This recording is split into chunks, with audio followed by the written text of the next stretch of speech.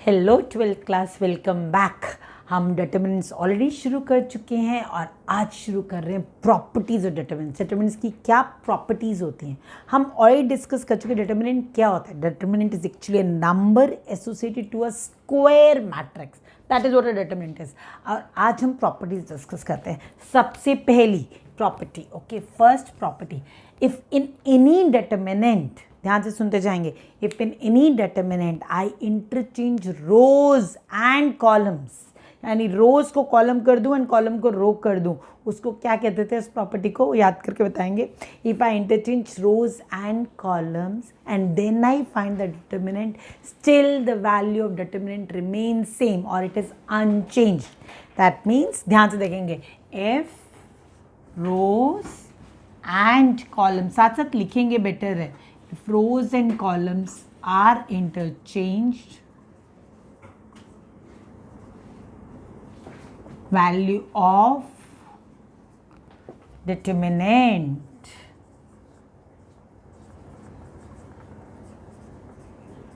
remains, this is important, unchanged. That is very, very important. It remains unchanged. This is a very, very important part. If rows and columns are interchanged, still the value determinant remains unchanged. Okay, अब चलो example भी check कर लेते कैसे। सी, हमने एक learn किया था, अगर मैट्रिक्स सही है तो उसको कॉरेस्पॉन्डिंग डिटर्मिनेंट को क्या लिखते थे हम? पैरेलल बार्स में ही। तो मॉड ए नहीं, डिटर्मिनेंट ए रीड करते थे उसे, isn't it? अगर मैट्रिक्स है तो मैं दो तरह से लिखे जा रहे। सपोज आपके पास मैट्रिक्स गिवन है 3 -5 -1 -7, ये मैट्रिक्स है। कॉरेस्पॉन्डिंग डिटर्मिनेंट क्या हो जाएगा? हम कॉरेस्पॉन्डिंग डिटर्मिनेंट से कैसे लिखेंगे हम? डिटर्मिनेंट ए वो क्या हो जाएगा? 3 -5 -1 -7, ये बन गया। अब इसकी वैल्यू क्या है? अब डिटर्मिनेंट को हम ऐसे भी लिख सकते हैं। सपोज मैंने कॉरेस्पॉन्डिंग मैट्रिक्स डिफाइन नहीं किए, सिर्फ डिटर्मिनेंट ही सीधा लिख रही हूँ, तो चाहे आई राइट लाइक दिस डिटर्मिनेंट है, यानी मैट्रिक्स ए का डिटर्मिनेंट, और even I can write like, ध्यान देखेंगे, I can write like this, this also is a symbol of determinant. Delta read क्या करेंगे? डेल्टा, ट्राइंगल नहीं, delta, that is determinant again. तो डिटर्मिनेंट क्या हो जाएगा? इवन ऐसे भी लिखेंगे 3 -5, दिस इज माइनस, इसका है -1 -7, और यहाँ पे भी even this can be written as, मैं यहाँ लिख देती हूँ, this can be written as DET bracket में डिटर्मिनेंट ऑफ ए, कुछ भी सिंबल, मीनिंग क्या है? ए का डिटर्मिनेंट। क्या बात कर रहे हैं हम? ए का डिटर्मिनेंट। अब इसकी वैल्यू क्या होगी? कैलकुलेट करें जरा हम, क्या वैल्यू हो जाएगी? दिस बिकम्स -21, हम ऐसे करते हैं ना, ऊपर से नीचे -21 एंड बीच में आएगा माइनस का साइन, और इन दोनों के प्रोडक्ट -1 × -5, -1 × -5 कितना हो जाएगा? +5। -21 -5 गिव्स मी हाउ मच? -26। तो डिटर्मिनेंट की वैल्यू कितनी आई है? -26। अब हम प्रॉपर्टी जरा डिस्कस कर लें। प्रॉपर्टी कह रही है rows and columns are interchange, मैंने रोज और कॉलम्स को खुद इंटरचेंज कर दिया। क्या होता है रोज एंड कॉलम? मैट्रिक्स में जरा याद करें, if rows and columns of a matrix are interchange, what do we get then? We get transpose of a matrix. Yes, अगर ये मैट्रिक्स ए है, इसी का ट्रांसपोज क्या हो जाएगा? A transpose. हम टी लिखेंगे और वी राइट ए डैश, कोई भी सिंबल होता है ना ए ट्रांसपोज के लिए, आइदर ए टी और ए डैश, क्या बन जाएगा? ये टी कैपिटल स्मॉल, फर्क नहीं पड़ता, कुछ भी लिखा हो सकता है। Rows and column, first row becomes first column, interchange कर दिया, then it become 3 and -5 is over. Second row become second column, that mean -1 -7। अब इसका डिटर्मिनेंट निकालते हैं हम, दैट मीन्स यहीं पे करते हैं नीचे, this becomes determinant of A dash. A dash का डिटर्मिनेंट क्या हो जाएगा? डायरेक्टली दिस, हमने मैट्रिक्स लिखी है अभी, तो ये मैट्रिक्स है, डिटर्मिनेंट क्या हो जाएगा इसका? 3 -1 -5 -7। लेट अस कैलकुलेट, क्या हो जाएगा? ये ऐसे मल्टीप्लाई, -21 3 × -7 माइनस ऑफ ये multiply, -1 × -5 gives me again +5, -21 -5 is how much? -27. Just look at the values, it is coming same. So can I say, that means we are proving this, or this can be directly written as, ये important key point भी है, this can be directly written as, क्या imply होता है? Determinant of A, determinant of A equals to determinant of A dash, that is what? और यही same की same अगर मैं सिंबॉलिक फॉर्म में लिखूँ तो क्या हो जाएगा, दिस इवन सेज दैट और determinant of A equals to determinant of A dash, that is what it is there. याद रखेंगे, बहुत इंपॉर्टेंट, ए का डिटर्मिनेंट या ए डैश का डिटर्मिनेंट क्या रहता है, ऑलवेज सेम। हम आगे भी यूज करेंगे, आपको मालूम होना चाहिए, determinant of A, determinant of A dash. This is your first and the very important property. Let's go to the second one now. Second property क्या है हमारी,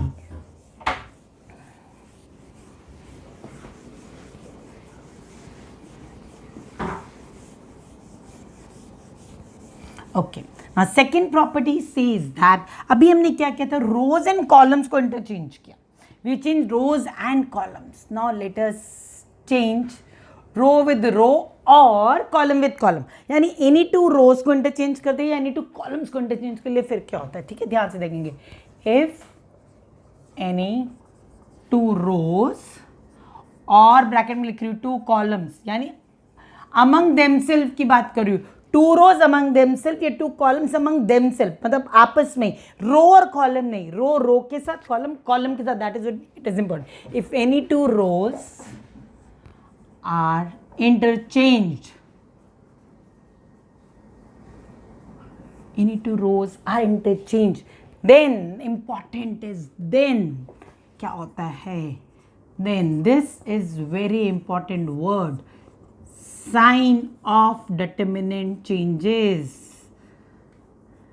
sign of determinant changes, that means क्या meaning है sign of determinant, पूरे determinant के आगे minus का sign लगा देंगे क्या हम, sign of determinant का मतलब determinant क्या है, determinant एक नंबर है ना, तो नंबर का साइन, जैसे पहले वाले क्वेश्चन में हमें determinant कितना आया था, -26, अगर मैंने रो को रो के इंटरचेंज कर दूँ तो determinant की वैल्यू +26 हो जाएगी।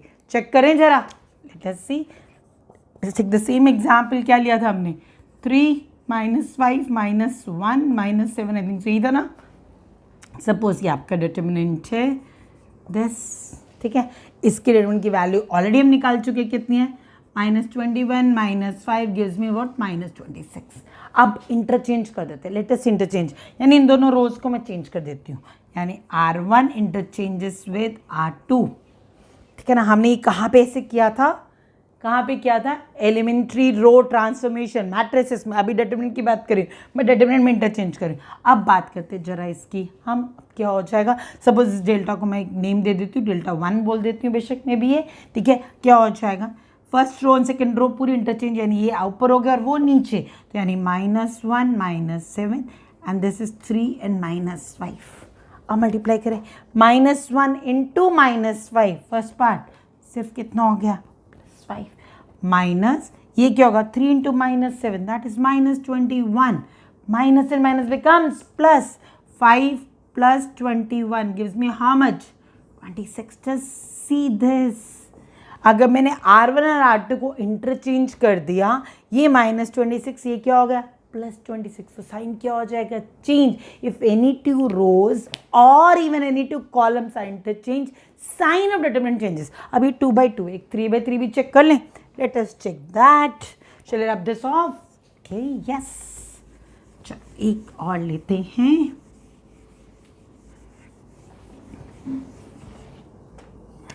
Late us take this, given and given है -3 1 2 0 1 2 maybe again 1 0 1, ये डिटर्मिनेंट दिया है। अब जरा इसकी वैल्यू पहले निकालते हैं, और हम ऑलरेडी लर्न कर चुके हैं डिटर्मिनेंट को रोज से या कॉलम से कितनी वे से भी मतलब किसी से भी वो एक्सपैंड कर सकते हैं, वैल्यू तब भी सेम आती है हमारी, तो हम किससे एक्सपैंड करें, किससे भी करें, फर्स्ट रो से ही करते हैं। चलिए, तो क्या हो जाएगा, -3 as it is, leaving this row, leaving this column, सिर्फ ये पार्ट रह जाता है हमेशा, तो वो क्या हो जाएगा, 1 × 1 - 0 × 2, isn't it? तो 1 - 0। नेक्स्ट इसका क्या साइन हो जाएगा, नेगेटिव, हमने लर्न किया था ना इनका साइन नेगेटिव, तो ये हो जाएगा -1 × अब ये आपका कॉलम गया और ये रो गई, this column gone, this row gone, तो क्या रहेगा 0 2 1 1, तो 0 × 1 0, -1 × 2 तो -2, जिस रिस्पेक्टिव कॉलम और रो में उसको आप एक्सक्लूड कर देंगे, रिमेनिंग एलिमेंट्स का डिटर्मिनेंट फाइंड करेंगे, क्लियर? जिस रिस्पेक्टिव कॉलम या रो में एक्सक्लूड दैट, उसे हटा दीजिए, रिमेनिंग एलिमेंट्स का डिटर्मिनेंट निकालना है। लास्ट वाला क्या है? +2, और अब ये कॉलम गया, ये रो गई, ये रह गया 0 - 1, 0 - 1, वैल्यू कितनी आ रही है देखें, -3, 1 -0 तो 1 है, तो इंटू 1 क्या हुई, 0 - 2 is -2, minus gives me what, +2, -1 into 2 gives me what, -2, 2 और -2 कैंसिल, वैल्यू कितनी है, सिर्फ और सिर्फ -3। अब इंटरचेंज कर देते हैं जरा, अब इंटरचेंज, अभी हमने पहले रो से चेक किया, तब जरा कॉलम से करते हैं, ठीक है? लेट अस राइट, हम चेंज कर देते हैं, C1 को चेंज कर देते हैं, चलिए C3 के साथ, C1 and C3 are interchange, ठीक है? कुछ किसी को भी कर सकते हैं, मैं बता रही हूँ, ओके? तो अगेन नेम दे देते हैं, सपोज से Δ1, अब क्या हो जाएगा, ये आगे, तो ये 2 2 1 फर्स्ट कॉलम, सेकेंड कॉलम में कोई चेंज नहीं, 1 1 0, थर्ड कॉलम आपका फर्स्ट हो गया, -3 0 1। अब एक्सपेंड कर दें अगेन, चाहे आप फर्स्ट रो से ही करें, चाहे किसी से भी, first column, second column, third column, या फर्स्ट सेकंड थर्ड रो, किसी भी रो, किसी भी कॉलम से एक्सपैंड कर सकते हैं। सपोज अगेन हम फर्स्ट रो से एक्सपैंड करें बेशक, नहीं तो आप चाहते तो मैं किसी से भी एक्सपैंड कर सकती हूँ। सेकंड कॉलम से एक्सपैंड करें, let us expand along second column, मैं लिख देती हूँ यहाँ पे ताकि आपको ध्यान रहे किससे एक्सपैंड किया था, एक्सपैंडिंग अलोंग क्या, C2, C2 means second column. अब सेकेंड कॉलम क्या है, ये रहा हमारा सेकेंड कॉलम, तो क्या है, यहाँ पर यहाँ पर यहाँ पर यहाँ पर साइन चेंज, इसका साइन चेंज होगा, इसका नहीं, इसका चेंज होगा अगेन। अब पहले ये एलिमेंट आएगा, साइन चेंज होगा, तो क्या आएगा बाहर, -1, ठीक है ना? अब क्या, जिस कॉलम में, जिस रो में, उसे क्या करते हैं, एक्सक्लूड, ये गया कॉलम, ये गई रो, क्या रहेगा, 2 0 1 1, इसका डिटर्मिनेंट 2 × 1 2, -0 × 1 0, खत्म। Come to the next element, कोई साइन चेंज नहीं, एज इट इज, +1। अब ये जिस कॉलम में वो गया, जिस रो में वो गया, दिस एंड देन एक्सक्लूड, क्या रहेगा, 2 -3 1 1, 2 है, -3 है, 1 है, 1 है, तो 2 × 1 कितना हो जाएगा, 2 -1 × -3, एक माइनस और एक और माइनस, तो कितना हो जाएगा, +3। So we have it, check करें जरा क्या मिल रहा है, let us check it at, -2 - 0 2, -1 × 2 that gives me -2, clear? Next क्या होगा, 2 + 3 5, 5 × 1 is +5, -2 + 5 gives me what, +3, check this out, -3 + 3 क्या हुआ, sign change, value as it is, यानी मैग्नीट्यूड वैल्यू सेम रहेगी, क्या हो जाता है, साइन चेंज हो जाएगा, इसकी sign changes over there, -3 + 3 whenever, very important, ये सब प्रॉपर्टी सब यूज करने वाले हैं आगे सिंप्लीफिकेशन प्रूविंग्स में, तो इसलिए बहुत इंपॉर्टेंट है सब। तो क्या किया हमने, if any two rows are interchange among themself और any two columns are interchange among themself, whether it's 2x2 matrix, 3x3, 4x4, कुछ भी, आपके पास 2x2 3x3 आने वाले एग्जाम के अंदर, तो वेदर इट्स 2x2 मैट्रिक्स और 3x3 matrix, sign of determinant changes, that's what you need to remember that, clear? Okay, good. So this part is also done. Let us go to the third property now. What does the third property says that? Third property says that if any two rows or a column, मतलब कोई भी रो, if any row or any column, ध्यान से सुनते जाएंगे, if any row or a column is multiplied, scalar multiplied by any number, then complete determinant gets multiplied with it. हम ये last class में भी डिस्कस कर चुके हैं, फिर से डिस्कस करते हैं। इफ एनी रो और a column is multiplied by any constant, complete determinant gets multiplied with it. देखते हैं, let us write it. If any row or column is multiplied, अब मल्टीप्लाइड का मतलब ये नहीं है कि हम मल्टीप्लाई कर रहे हैं। अगर मैं बोलूँ डिवाइड की जगह अगर मैं बोल दूँ मैंने नंबर को 1/2 से मल्टीप्लाई किया, 2 से डिवाइड करने की जगह आई कैन इवन से 1/2 से मल्टीप्लाई किया, तो इस तरह मैं मल्टीप्लाइड वर्ड यूज कर रही हूँ। डिवाइड का मीनिंग भी यही है कि उसे हम कह देंगे फ्रैक्शन से मल्टीप्लाई कर, 1/, करके बात कर लेंगे। Isn't it the same thing? If any row और column is multiplied by any scalar, scalar means what? Constant, scalar, that is a constant obviously, then the determinant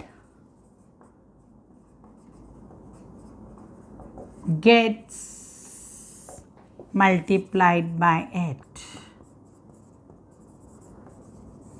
by the same number, by the same scalar, और bracket में क्या constant word, एक ही बात है। क्या check करें जरा, proof करते एग्जाम्पल। वही हमारा क्या चल रहा था, डिटरमिनेंट हमने क्या लिया था 3 - 5 - 1 - 7, ये डिटरमिनेंट। ठीक है, अब इसकी किसी एक रो को मैं नंबर से मल्टीप्लाई कर देती हूँ। ठीक है, लेट अस राइट दैट। इसकी वैल्यू कितनी थी, पहले वैल्यू चाहिए हमें इसकी वैल्यू कितनी आती है, हम ऑलरेडी डिस्कस कर देख चुके इतनी बार, कितनी आती है -26। अब लेट अस टेक दैट। अब हम लेते हैं डेल्टा 1, अगेन नेम देते हैं उस डिटरमिनेंट को। क्या कर रहे हैं यहाँ पे, फॉर डेल्टा 1 दिस इज, हमने R1 को यहाँ पे लिख देते हैं, R1 को किससे मल्टीप्लाई करें, किससे कुछ बड़ा सा नंबर ले लेते हैं। ठीक है, मतलब आपको हमेशा ट्राई करते हो कैसा लेना चाहिए, थोड़ा बड़ा, थोड़ा अजीब, ताकि हो। अब मैं बहुत ज़्यादा अजीब भी नहीं करने वाली, सिंपल थोड़ा सा रखते हैं, पर ये कि फिर भी suppose I take it as -1 ले लेते हैं 1/100। लेट अस सी, मतलब आपको कुछ भी नंबर हो ना, आपको दिखना चाहिए सबके लिए ट्रू हो रहा है वो। तो R1 को क्या -1/100 R1 कर दिया। तो अगर मैंने एक रो को, एलिमेंट को मल्टीप्लाई किया स्केलर से, तो मेरी डिटरमिनेंट भी इसी से मल्टीप्लाई होकर आंसर में आना चाहिए, यानी I should get the answer as -26 × -1/100। This must come as a answer over there. Check करते हैं अभी, पहले तो R1 को किया, अब उस डिटरमिनेंट को नेम दे देते हैं हम डेल्टा 1। ठीक है, अब फर्स्ट रो मल्टीप्लाई होगी -1/100 से पूरी, तो पहले 3 को मल्टीप्लाई करेंगे तो क्या हो जाएगा -3/100। अब 100 नीचे आ रहा है ना, यानी कि हमने, मैं ये नहीं कह रही कि 100 से डिवाइड किया, हमने कहा -1/100 से मल्टीप्लाई किया। नेक्स्ट ये मल्टीप्लाई होगा तो कितना होगा, प्लस माइनस प्लस हो जाएगा। And please do not cancel, कि कुछ कैंसिल हो रहा है, क्योंकि फिर मल्टीप्लिकेशन में फिर एडिशन सब्ट्रैक्शन करते हो, एलसीएम लेके अगेन डिनोमिनेटर सेम करना है, why to go in all that, इसलिए कैंसिल ही नहीं कर रहे हैं हम अभी। ओके, याद रखेंगे, फाइन। एंड यहाँ पे एज इट इज -1 -7, इसमें कोई चेंज नहीं है। Let us now find the determinant. अब डिटरमिनेंट क्या हो जाएगा, ये -3 × दिस, तो क्या हो जाएगा, माइनस बिकम्स प्लस, 3 × 7 न्यूमरेटर से मल्टीप्लाई, तो ये 7/1 काउंट हो जाएगा मल्टीप्लिकेशन के वक्त। तो कितना हो जाएगा, this becomes 21/100। This into this, ध्यान देंगे, minus become plus, 3 × 7 gives me 21/100। बीच में आएगा माइनस का साइन, और ये मल्टीप्लाई तो नेगेटिव है यहाँ पर, तो क्या हो जाएगा -5/100। What we have, let us see क्या हो जाएगा, ये माइनस है, माइनस गिव्स मी प्लस, तो ये कितना हो जाएगा 21/100 plus 5/100 gives me how much 26/100। Let us check क्या होना चाहिए था, हमने किससे मल्टीप्लाई किया था, -1/100 से, ये 26/100। अगर मैं -1/100 से कॉमन लेना चाहूँ ताकि चेक करूँ करेक्ट आ रहा है कि नहीं आ रहा, तो क्या है, मैंने माइनस कॉमन लिया, 1/100 कॉमन लिया, तो ब्रैकेट में क्या रह गया, टर्म पॉजिटिव है, माइनस कॉमन लिया तो माइनस का साइन रह जाएगा, और न्यूमरेटर से कुछ कॉमन नहीं है, डिनोमिनेटर कॉमन आ गया, तो यानी क्या हो जाएगा -26, और ये क्या है -26, वो क्या था, that mean this is actually -1/100 of delta, यानी determinant 1 is -1/100 of delta. Line नीचे जा रही है, but you can understand, I think so. तो डेल्टा 1 क्या हो जाएगा, -1/100 डेल्टा, दैट मीन्स जो भी स्केलर था, मैं यहाँ पॉइंट लिख रही हूँ, what do we infer from that, that means अगर डिटरमिनेंट को, मैंने किसी भी डिटरमिनेंट को उसके रो या कॉलम को मल्टीप्लाई किया किसी स्केलर से, तो डिटरमिनेंट भी उससे मल्टीप्लाई हो जाएगा, किसी भी रो किसी भी कॉलम को। या हमने R1 को किया, मैं C1 को भी करती तब भी यही, C2 को करती तब भी यही, R2 को करती तब भी यही, ये 2/2 में। अगर 3/3 की बात करती तो C1 और R3, मतलब C3 और R3 होते वहाँ पे, अगर उनको भी करती तब भी एग्जैक्टली सेम ही आंसर आता। किसी से भी मल्टीप्लाई करेंगे तो it will complete determinant gets multiply, that means if, मैं यहाँ लिख लेती हूँ, if suppose R1 R2 R3, तो हम 1 2 3 रो को किससे डिनोट करते थे, I से ना, तो मैं लिख देती हूँ RI। अगर RI K टाइम्स RI हो जाएगा, मल्टीप्लाई कर दिया, तो देन डेल्टा भी क्या हो जाएगा, K टाइम्स डेल्टा, इसे डेल्टा 1 कह दो, डेल्टा 1 भी क्या हो जाएगा, K टाइम्स डेल्टा। और same F C J, column किससे, जे से ना, C J is K times C J, then again जो न्यू डेल्टा है वो क्या हो जाएगा, K times delta again, that is it. Simple सी बात है, समझ में आ गया। कांस्टेंट बोल रहे हो, के कुछ भी हो सकता है, दिस इज व्हाट। अब केनाई से यहाँ ध्यान से सुनेंगे, इस प्रॉपर्टी को मैं कैसे यूज़ करते हुए जाता है। हम ये तो समझ रहे हैं कि मल्टीप्लाई करेंगे तो ये, तो क्या मैं कह सकती हूँ अगर किसी रो या किसी भी कॉलम में मुझे कुछ कॉमन दिख रहा है तो उसे बाहर भी ले सकती हूँ क्या, तब भी सेम डिटर्मिनेंट आएगा कि नहीं आएगा। चेक करें जरा, हम एक एग्जाम्पल लेते हैं और चेक करते हैं जरा हम, ठीक है। I am rubbing this now, let us right a determinant. Property यहीं रख रही हूँ, अभी उसको टच नहीं कर रही, लेते हैं डिटर्मिनेंट। सपोज डिटर्मिनेंट हमारा 9 6 3 2 है, ये डिटर्मिनेंट है। अब ध्यान देंगे जरा, फर्स्ट रो में क्या कॉमन दिख रहा है, व्हाट इज कॉमन। पहले हम वैल्यू निकालते हैं, फिर चेक करते चलेंगे हर बार इसकी वैल्यू कितनी हो जाएगी। थोड़ा चेंज कर दें वैल्यू, नहीं तो बहुत वो आ जाएगी मेरे लिए, जीरो नहीं चाहिए हमें, या फिर जीरो आने दें, हर बार जीरो आएगा। चलो गुड, ठीक है, let it come zero every time, let's see zero आता रहता है कि नहीं। तो कितना हो जाएगा, दिस इज 18 माइनस 18, वैल्यू कितनी है, जीरो। अब देखते हैं हर बार आता है कि नहीं आता हमारे पास, लेट्स सी। अब पहले फर्स्ट रो पे ध्यान दीजिए, 9 और 6 क्या कॉमन है, 9 और 6, 3 इज कॉमन, तो 3 बाहर, can write this as 3 times, 3 मैंने बाहर ले लिया, तो फर्स्ट डिटर्मिनेंट। अब इसको ये डेल्टा हम हर की वैल्यू देखते रहेंगे, 3 पूरा का पूरा बाहर ले लिया, यानी क्या कह सकते हो, 3 पूरा का पूरा बाहर, यानी मैंने 1/3 से मल्टीप्लाई किया था उसको अंदर, ठीक है ना। अब अंदर क्या हो जाएगा, 9/3 किया तो कितना रह जाएगा 3, 6/3 किया तो कितना हो जाएगा 2, ये एज इट इज, इसमें कोई चेंज नहीं। अब मैं यहाँ ना एक प्रॉपर्टी आगे डिस्कस करने वाले नेक्स्ट वाले में, मैं अभी वो यूज़ नहीं कर रही, that is the next property, अभी नहीं यूज़ करी, वो यहाँ पे भी दिख रही थी बट अभी नहीं यूज़ करी, तो सिर्फ हम चेक कर रहे हैं। तो ये क्या हो जाएगा, 6 - 6 यानी 3 × 0, तो 0 ही तो रहा अगेन, यानी कि अगर मैंने इसे 1/3 से मल्टीप्लाई किया था तो डिटरमिनेंट की वैल्यू भी 1/3 से मल्टीप्लाई हुई, तो यानी 3 बाहर था, 3 × 0। अगर आपको 0 के साथ हम चेंज कर देते ज़्यादा बेटर है, क्योंकि वैल्यू आपको ऐसे पता नहीं चलेगी डिवाइड हो रही है कि नहीं हो रही। हम थोड़ा सा चेंज कर देते या 1 ले लेते, that will be more better, ज़्यादा बेटर रहेगा, ताकि दिखे तो सही वैल्यू हो रही है चेंज। अब ये ठीक है, दिस इज 9 - 18, तो वैल्यू कितनी है -9, क्योंकि दिखना तो चाहिए।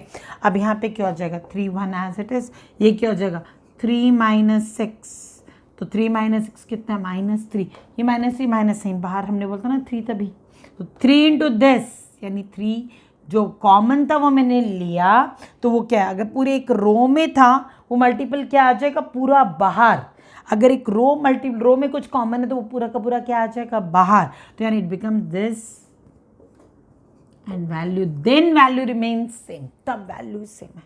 अब सिर्फ यही, कुछ और अब भी देखते हैं कॉलम में भी। अब लुक एट ओवर दिस, इस कॉलम में भी मुझे 3 कॉमन दिख रहा है, आई कैन सी कॉमन, तो Δ2 लेते हैं जरा हम।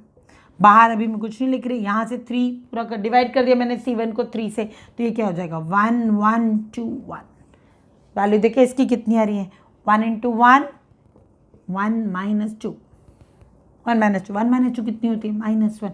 अब फर्स्ट वाले से मैं आगे से मैं देखूंगी कितना हुआ, ये -9 था, ये कितना हुआ -1, क्या मल्टीप्लाई करने की जरूरत है मुझे 9, यहाँ से मैंने 3 कॉमन लिए थे, एक 3 ऑलरेडी बाहर था, अब मैंने C1 से भी 3 कॉमन ले लिया, तो कितने 3 बाहर हो गए, एक 3 और एक और 3 मल्टीप्लाई किया कितना हो जाएगा 9, यहाँ से 3 लिया 3 बाहर, यहाँ से भी तो 3 कॉमन हुआ, 3 इज कॉमन फ्रॉम हेयर, तो वो आके वो भी क्या हो जाएगा बाहर multiply, 3 × 3 gives me how much 9, ये 9 आ गया। अब चेक करें 9 × दिस, 9 × दिस और 9 × दिस, तो gives me how much -9, that means, और इंटरेस्टिंग एक और चीज़, जो बाहर है अगर मुझे उसे अंदर लेके जाना है, ध्यान से सुनते रहेंगे, अगर मुझे डिटर्मिनेंट को किसी स्केलर से मल्टीप्लाई करना है तो मैं जो वैल्यू बाहर है स्केलर है उससे अंदर किसी भी रो या किसी भी कॉलम से मल्टीप्लाई कर दूंगी, तब भी डिटर्मिनेंट की वैल्यू सेम रहेगी। अब चेक करते हैं कैसे।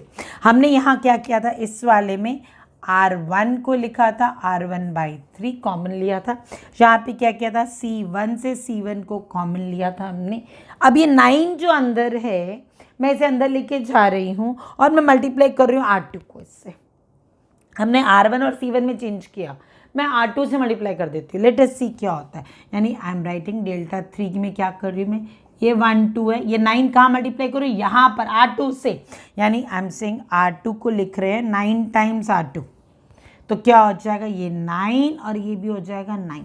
लेट अस सी वैल्यू कितनी आ रही है, 9 माइनस 18, तो वैल्यू कितनी हो जाएगी, again minus 1। See in all the cases, यहाँ हमने कॉमन लिया, यहाँ हमने अंदर मल्टीप्लाई किया, value still remains same.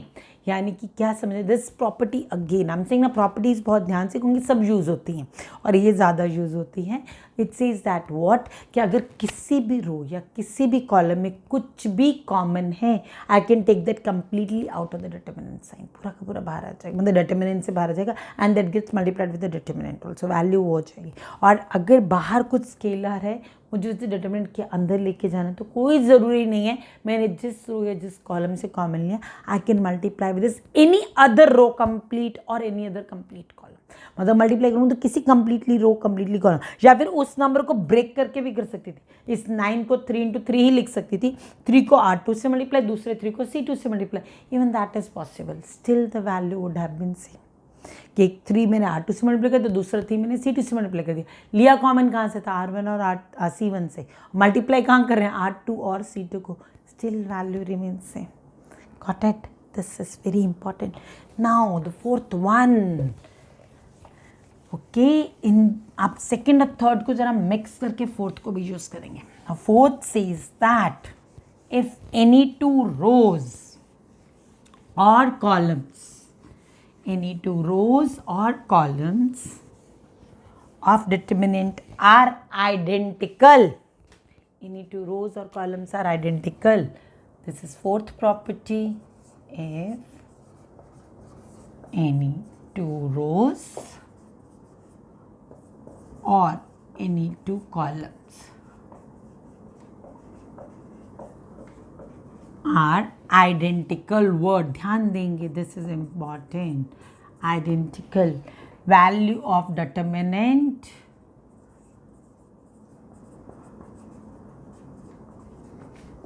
is always, क्या आया था इससे पहले, क्या था, जरा ध्यान से देखिए, क्या लिखा था पहले मैंने, क्या मिला था, 0 मिल रहा था ना, 3 2 3 2 आ रहा था, तो बोलता अब इसको छोड़ देते हैं, नहीं तो सेम आपको डिफरेंस सेम तो चलेगा, इसलिए value determinant always remains what, 0। कभी भी दो रोज या दो कॉलम्स, मतलब रोज आपस में, कॉलम्स आपस में, यानी कि रो और कॉलम, हम लोग एनी टू रोज और एनी टू कॉलम्स अगर आइडेंटिकल हैं तो वैल्यू डिटरमिनेंट हमेशा ही 0 होती है। एंड इसके, और ये हमारी ये प्रॉपर्टी, एंड अब इसमें मैं थर्ड भी मिक्स कर देती हूँ, तो क्या हो जाएगा उस केस के अंदर कि सिर्फ आइडेंटिकल होना ही नहीं, इवन, ठीक है, इंट्रोज आइडेंटिकल और यहीं पे, ठीक है, आइडेंटिकल और ब्रैकेट में लिख रही प्रोपोर्शनल, ठीक है, ये वर्ड्स बहुत इंपॉर्टेंट, कैसे आइडेंटिकल और फिर कैसे प्रोपोर्शनल, दोनों की बात कर रही हूँ मैं, आइडेंटिकल और proportional, value determinant always becomes 0, ठीक है। अब जरा चेक करें, एग्जाम्पल लेते हैं, 3/3 सीधा ले लें, ठीक है, लेट अस चेक डिटरमिनेंट लेते हैं हम, -1 0 5 2 9 1, अगेन -1 0 5, लेट अस सी वैल्यू डिटरमिनेंट की क्या होती है।